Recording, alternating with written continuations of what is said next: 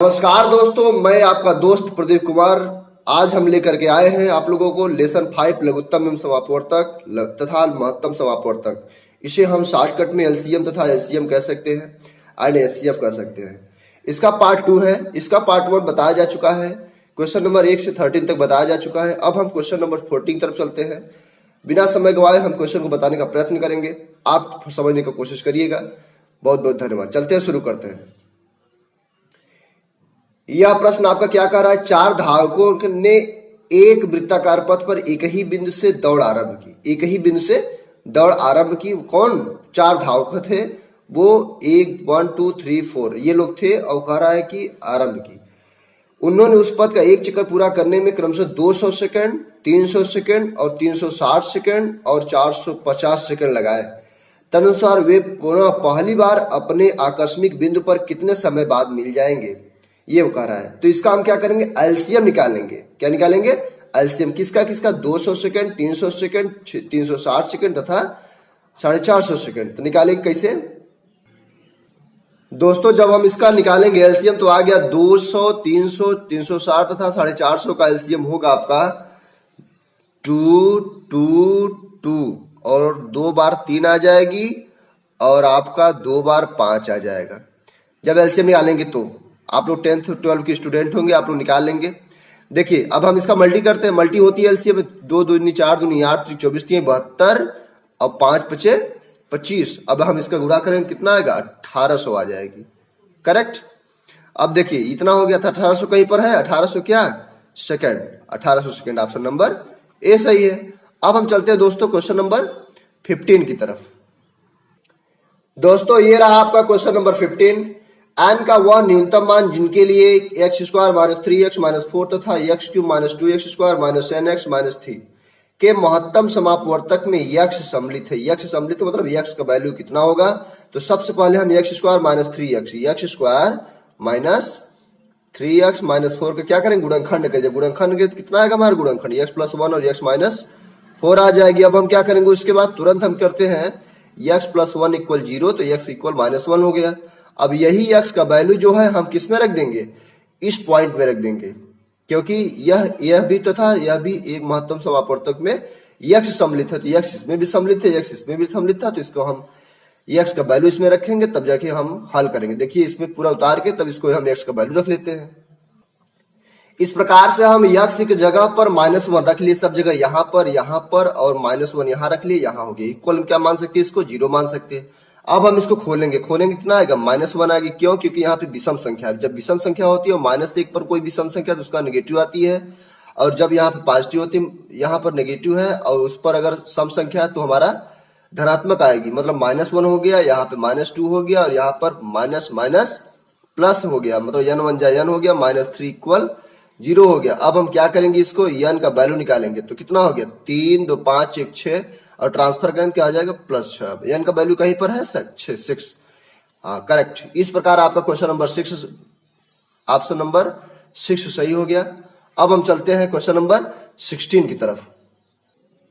दोस्तों ये रहा आपका क्वेश्चन नंबर 16। कह रहा है कि कोई संख्या जिसे 5 6 7 तथा 8 में से प्रत्येक में से भाग देने पर प्रत्येक दिशा में 3 शेष बचता है, परंतु 9 से भाग देने पर शेष कुछ नहीं बचता। 9 से भाग देने पर क्या बचता है? कुछ भी नहीं बचता। तो इसका मतलब हम एक काम करेंगे, या आपको हम दिमाग बता दें, अगर आप पूरा लेकर के हल करेंगे तो भी आंसर आ जाएगा, और आप अगर ऑप्शन की सहायता से हल करेंगे तो भी आंसर आ जाएगा। हम एक काम करते हैं, ऑप्शन की सहायता से हल करेंगे। आपको शॉर्टकट विधि बताने की कोशिश करेंगे। 9 से भाग देते हैं हम पहले हम ऑप्शन ले लेते हैं। ऑप्शन ए को लेकर चेक करते हैं। मतलब शेष बचना नहीं चाहिए, पूरा कट जाना चाहिए। आपका हो गया 1680 भागे 9 आ गया। अब इसको हम भाग देंगे, कितना आ गया आपका?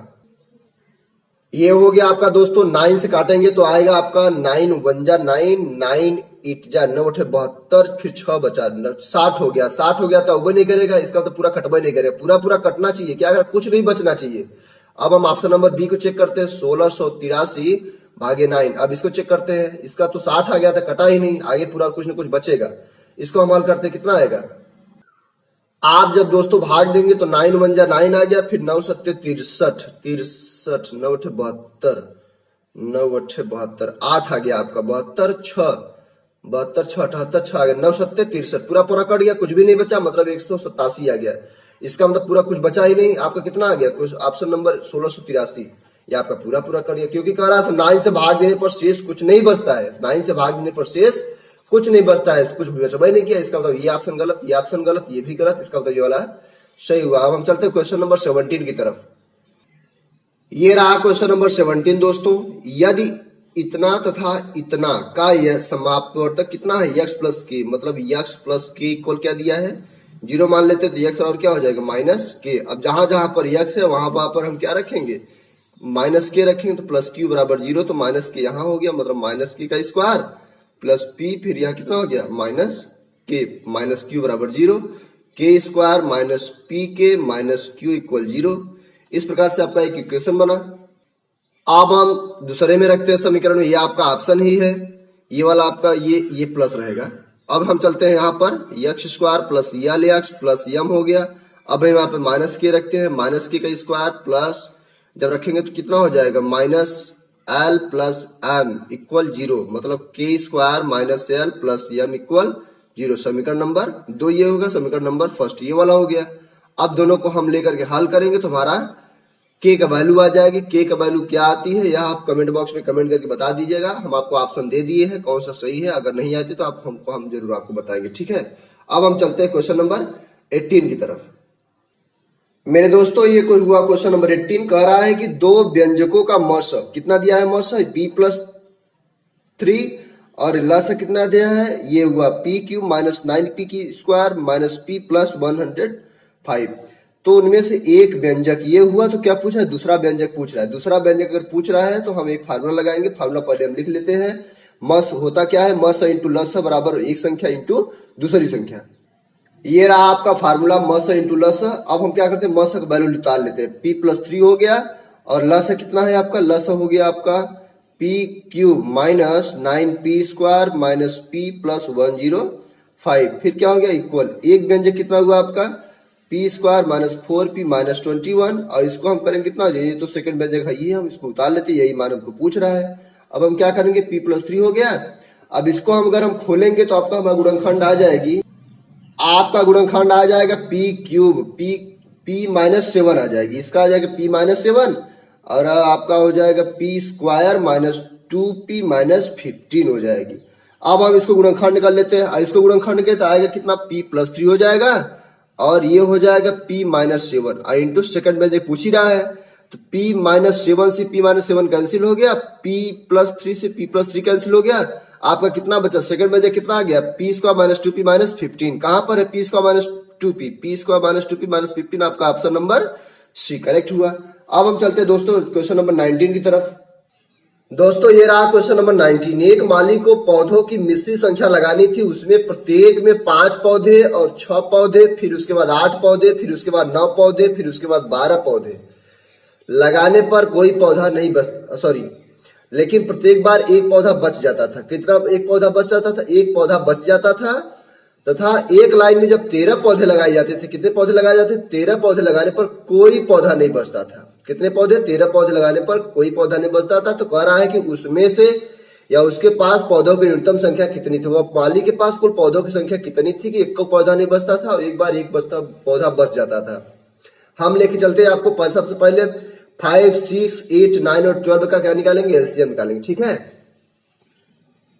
अगर आप इसका एलसीएम निकालेंगे तो आपका आ जाएगा इसका 5, 6, 6, 8, 8, 9, 9, 9, 12, 12, 36, 360 आ गया आपका।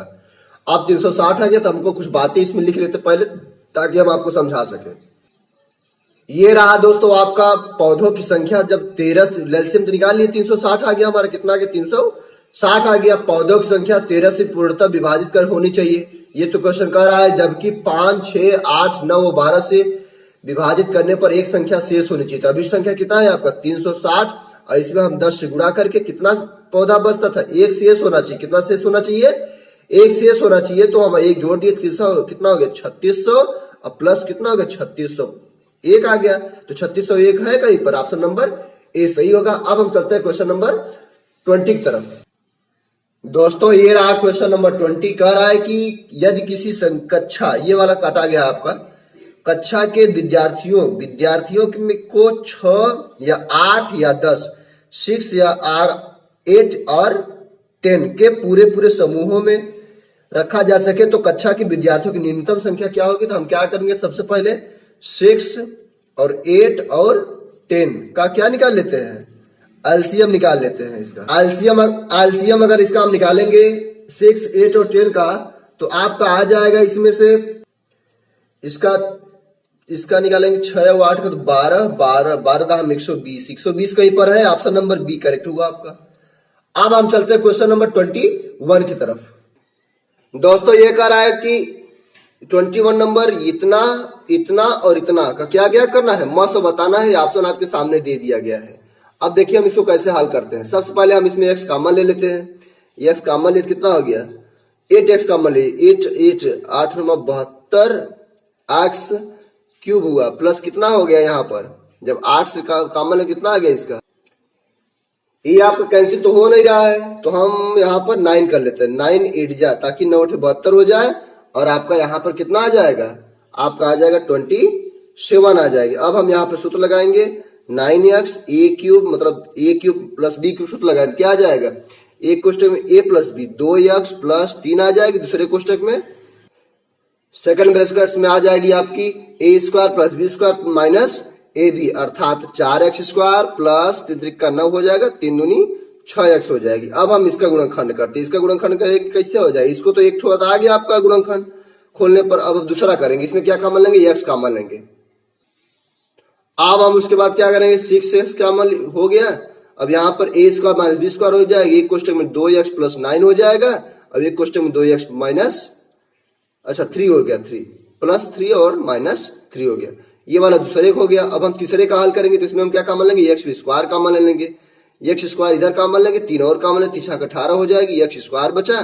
फिर उसी तरह से इसका कितना हो गया, आ गया आपका कितना आ गया, इसका हो गया 5x और माइनस 6 हो गया। अब इसको हम गुणनखंड करते हैं, इसका गुणनखंड कितना आएगा, 3x माइनस 2 आ गया, इसका आ गया 2x प्लस 3 आ गया। अब हमारा जो जो मिलता है उसी को हम लेंगे। देखिए 3x इसमें मिलेगा, 3x इसमें मिलेगा, 3x इसमें मिलेगा, मतलब 3x है इसमें आ गया, और 2x plus 3 2x plus 3 2x plus 3 तीनों में है। इसका मतलब आपका मत कितना हो गया, 3x कोष्टक में 2x प्लस 3 हो गया। अब हम चलते हैं क्वेश्चन नंबर 22 की तरफ।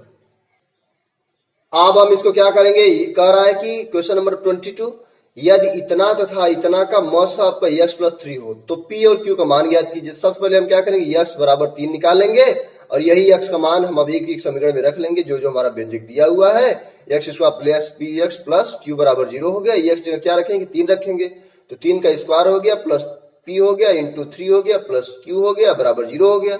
मतलब कितना आ गया, 3p प्लस q बराबर माइनस 3। समीकरण नंबर 1 हो गया। सॉरी आपको दिख नहीं रहेगा, थोड़ा सा हम बढ़ा देते इधर से, अब तो दिख रहा होगा।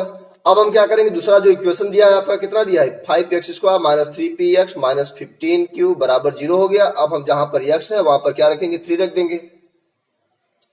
इस प्रकार से हम दोस्तों 3x जगह 3 रख लिए। अब इसका कितना हो गया, 3p इंटू 3 हो गया माइनस 15q हो गया बराबर 0।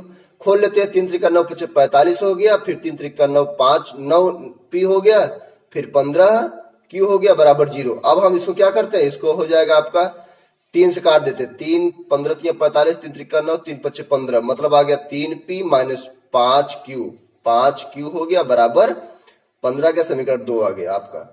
अब हम क्या करेंगे, इसको दोस्तों हम क्वेश्चन नंबर फर्स्ट और सेकंड लेकर के हल कर लेंगे। p और q का मान आ जाएगा, क्योंकि p इसमें भी है, q इसमें भी है।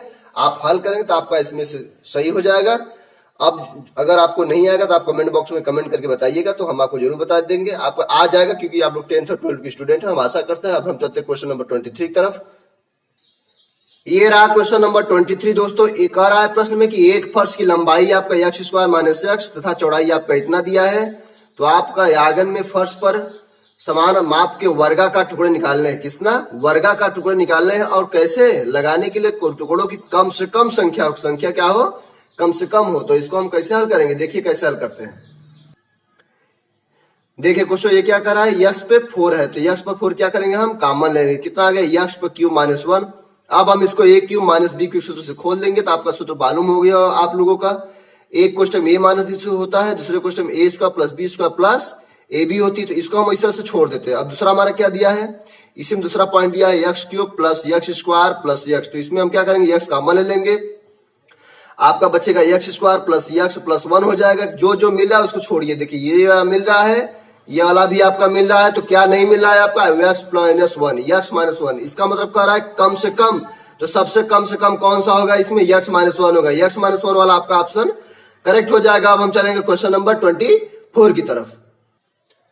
ये रहा क्वेश्चन नंबर 24 दोस्तों। 24 क्या कर रहा है, पद पहला ये वाला है, ये x cube minus x square minus 13x minus 3, दूसरा दिया है x square minus 6x minus 27, और तीसरा दिया है आपका x square plus 21x plus 54 का मौस अर्थात महत्तम समापवर्तन मतलब हाईएस्ट कॉमन फैक्टर आपको पूछ रहा है।